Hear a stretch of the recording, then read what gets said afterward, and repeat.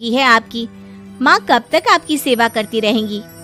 भाभी, मैंने माँ को कब कहा कि मेरी सेवा करो? वैसे भी अपना टिफिन मैं खुद तैयार कर लेती हूँ, बस टेबल से उठाकर देने को ही तो कहा था। वैसे अंजलि दीदी, देखा जाए तो टिफिन उठाकर देने की उम्र तो आपकी है। आपका अपना घर परिवार बच्चे होते तो ये जिम्मेदारी आज आप पूरी कर रही होती। एक बात मेरी समझ में नहीं आती, अगर मेरी शादी नहीं हुई तो इसमें मेरी क्या गलती है और तुम सब लोग मेरे पीछे क्यों पड़े रहते हो? अरे कुछ कहना क्या पीछे पड़े रहना होता है। अपने छोटे भाई को देख, तुझसे 3 साल छोटा है लेकिन 2 बच्चे खेल रहे हैं आंगन में। मुझे आप लोगों की कोई बात नहीं सुननी, जा रही हूँ मैं। और आप में से किसी को मेरा कोई काम करने की जरूरत नहीं है, मैं खुद संभाल लूंगी। इतना कहकर अंजलि वहां से चली जाती है। शाम को जब अंजलि अपने स्कूल से लौटकर घर वापस आती है तो उसने देखा कि पड़ोस वाली निर्मला चाची वहां पर बैठी हुई थी। क्या बात है अंजलि बिटिया, नौकरी करके वापस आ गई? जी चाची जी, कैसी हैं आप? मैं तो ठीक हूँ बेटा, तुम बताओ शादी के बारे में कुछ सोचा या नहीं? अरे रहने दीजिए ना, इससे तो शादी की बात करना ही बेकार है। कुछ भी कहो तो गुस्सा करती है, बात बात पर आंखें दिखाती है। माँ, आप ऐसा क्यों कह रही हैं? मैंने कब आप पर गुस्सा किया? अरे अंजलि बेटा, तुम्हारी माँ ठीक ही तो कहती है। 30 की होने आई हो, अब तुम्हें भी शादी वादी कर लेनी चाहिए।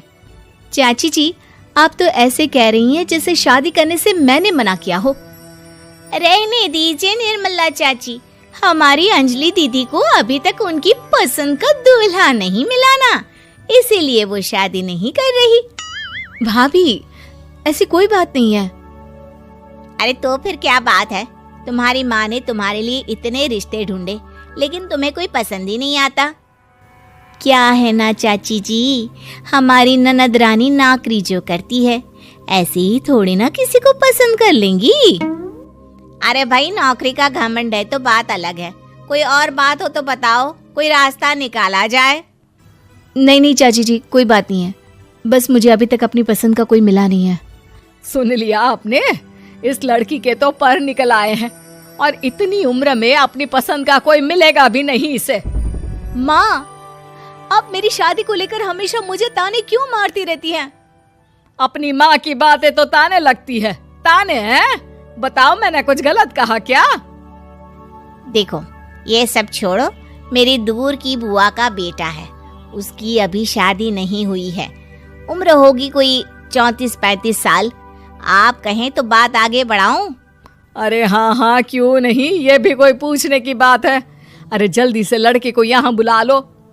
माँ, आप मुझसे पूछे बिना मेरी शादी की बात करने जा रही हैं और मेरी उम्र 30 भी पूरी नहीं हुई है। निर्मला चाची कह रही है कि वो लड़का 35 साल का है। अंजलि दीदी, आपको क्या लगता है इस उम्र में कोई फिल्म का हीरो आएगा आपके लिए? देखिए, अब पसंद और नापसंद की बात तो रहने दीजिए, पसंद करने की उम्र तो आपकी निकल चुकी। अब तो जो भी मिले उसी से शादी कर लीजिए, इसी में भलाई है। तेरी भाभी बिल्कुल ठीक कह रही है। अब जैसा रिश्ता मिले उसके लिए हाँ कर देना, ताकि हम भी गंगा नहाए। ठीक है, चलिए मैं उस लड़के को कहती हूँ, वो कल ही अंजलि को देखने आ जाएगा। अगले दिन निर्मला चाची के दूर का रिश्तेदार अंजलि को देखने उसके घर आता है। उसका नाम था अजय। अंजलि जी, तो आप नौकरी करती हैं, वो भी स्कूल में? जी हाँ, मैं स्कूल में टीचर हूँ। हमारी बेटी बहुत होशियार है। अरे पढ़ने लिखने में इतनी होशियार है, इसीलिए तो इसकी नौकरी लगी है स्कूल में। हाँ ठीक है आंटी जी, जरा मुझे भी तो बात करने दीजिए आपकी बेटी से। जी पूछिए ना, क्या पूछना चाहते हैं? अंजलि मैडम, ये तो बताइए कि आपने अभी तक शादी क्यों नहीं की? बस ऐसे ही, कहीं कोई रिश्ता पसंद नहीं आया इसलिए। लेकिन क्या मैं आपसे पूछ सकती हूँ कि आपने शादी क्यों नहीं की? अंजलि, क्या कर रही हो तुम? लड़कियों को इस तरह की बातें नहीं शोभा देती। रहने दीजिए आंटी जी, आपकी बेटी काफी पढ़ी लिखी है, मैं उनके सवाल का जवाब दे ही देता हूँ। वो क्या है ना, मुझे भी अभी तक अपनी पसंद की कोई लड़की नहीं मिली। अच्छा, कोई बात नहीं।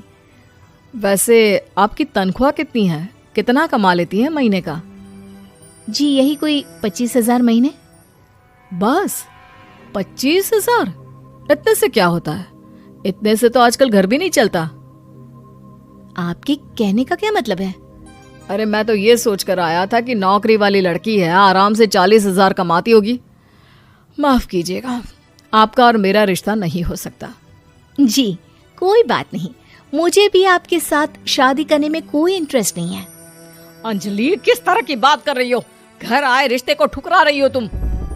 दीदी अब इस उम्र में आपको इतनी अकड़ नहीं दिखानी चाहिए। अच्छा खासा रिश्ता हाथ से निकल गया, कहीं ऐसा ना हो कि जिंदगी भर कुंवारी ही रह जाओ आप। कुछ दिन और ऐसे ही निकल जाते हैं और अंजलि की शादी कभी नहीं होती। अंजलि के परिवार वाले बिंदास उसे ताने मारते रहते हैं, लेकिन अंजलि एक बड़ी नौकरी की तैयारी करती है और उसमें सिलेक्ट होने के बाद अंजलि को एक बहुत बड़ी नौकरी मिल जाती है।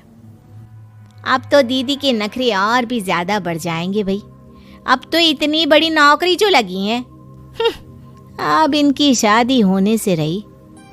माँ, मुझे नौकरी के लिए दूसरे शहर जाना पड़ेगा। आप जानती हैं ये बहुत बड़ी जॉब है और इसमें पैसे भी बहुत ज्यादा मिलेंगे। अच्छा, कितने पैसे मिलेंगे बेटा? माँ मुझे हर महीने 90,000 सैलरी मिलेगी। क्या? अरे वाह वाह, ये तो बहुत अच्छी बात है। लेकिन फायदा क्या? कितने भी पैसे मिले, शादी तो हुई नहीं ना तुम्हारी। अंजलि नौकरी करने के लिए दूसरे शहर में चली जाती है और जब कुछ महीनों के बाद वो वापस घर आती है तो उसे अपने पति के साथ देखकर उसके घर वाले हैरान रह जाते हैं। अरे अंजलि, तूने शादी कर ली और हमें बताया तक नहीं। और दामाद जी करते क्या हैं? इतनी बड़ी कार है उनकी। माँ मैं आपको सब कुछ बताना चाहती थी, लेकिन आप सबके ताने सुनकर बहुत दुखी हो गई थी और इसलिए मैंने अपनी पसंद से शादी कर ली। मेरे पति मेरे साथ ही ऑफिस में नौकरी